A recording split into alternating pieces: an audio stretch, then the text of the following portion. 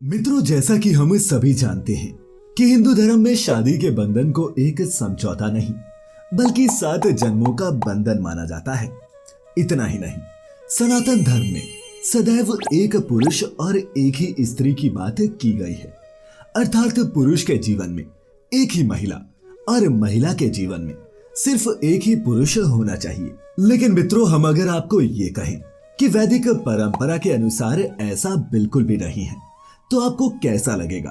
जी हाँ, आपको ये जानकर हैरानी होगी कि वैदिक परंपरा के अनुसार हर स्त्री के 4 पति होते हैं और जिस पति के साथ एक स्त्री अपना पूरा जीवन व्यतीत करती है वो असल में उसका चौथा पति होता है। तो बाकी के 3 पतियों के बारे में जानने के लिए बने रहे आज की इस वीडियो के अंत तक। नमस्कार और स्वागत है आप सभी का द डिवाइन टेल्स पर एक बार फिर।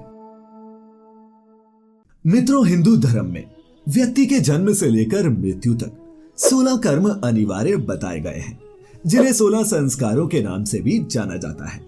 लेकिन विवाह संस्कार की बात करें तो कहा जाता है कि जीवन में विवाह सिर्फ एक बार ही होता है और सिर्फ एक ही इंसान से किया जाता है।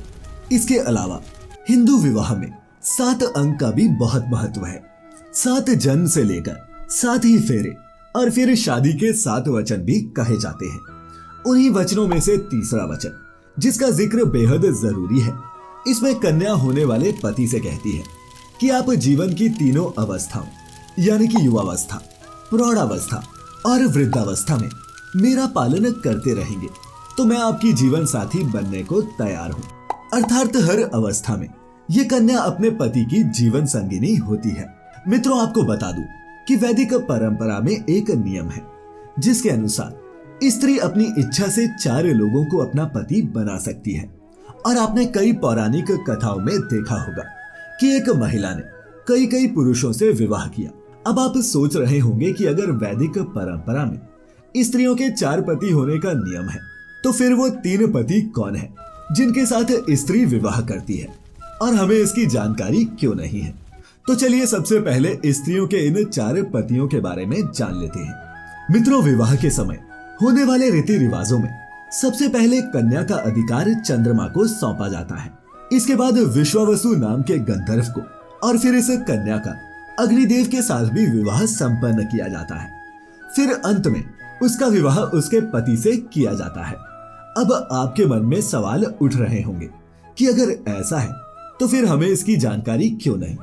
दरअसल मित्रों, विवाह के दौरान पंडित जी जिन मंत्रों का उच्चारण करते हैं वो संस्कृत में होते हैं और हम में से ज्यादातर लोगों को संस्कृत समझ में ही नहीं आती। दूसरा कारण ये है कि आजकल चट मंगनी पट ब्याह वाली कहावत चरितार्थ होती दिख रही है।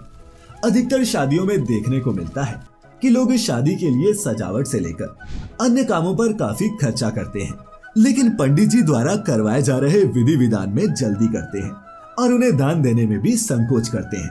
यहाँ तक कि विवाह में ऐसे पंडितों को बुलाया जा रहा है जिन्हें संस्कारों और धर्म का ज्ञान तक नहीं है। ऐसे में विवाह पहले की तरह यानी कि सभी रस्मों से नहीं हो रहे।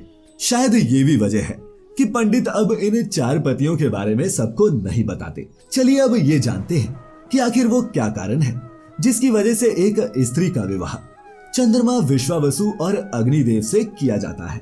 तो इसका जवाब आप ऐसे समझिए कि वैदिक परंपरा के मुताबिक एक स्त्री को 4 पति रखने का अधिकार मिला है, लेकिन इससे समाज में अव्यवस्था फैल सकती है, जिसे देखते हुए ऋषि श्वेत केतु ने इस परंपरा में बदलाव किया। एक पौराणिक कथा के अनुसार ऋषि श्वेत केतु ने ही उस समय महिला और पुरुषों को यौन संबंधों में मिली आजादी पर प्रतिबंध लगाया और एकल पति पत्नी विवाह की प्रथा को जन्म दिया। दूसरी तरफ वैदिक परंपरा को जीवित रखने के लिए महिला का विवाह 3 देवताओं से करवाया गया ताकि 4 पतियों की पत्नी होने का अधिकार भी सुरक्षित रहे और समाज में व्यवस्था भी बनी रहे।